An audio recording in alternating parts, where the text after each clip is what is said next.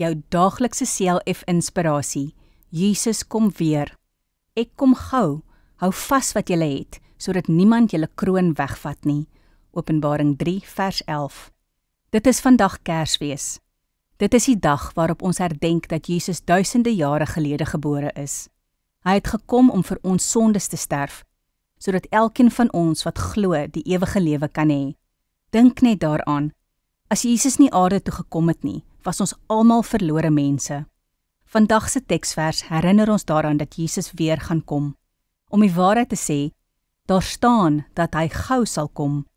Die Here wil hê dat ons moet vashou wat ons het en dit in die geloof in Jesus Christus.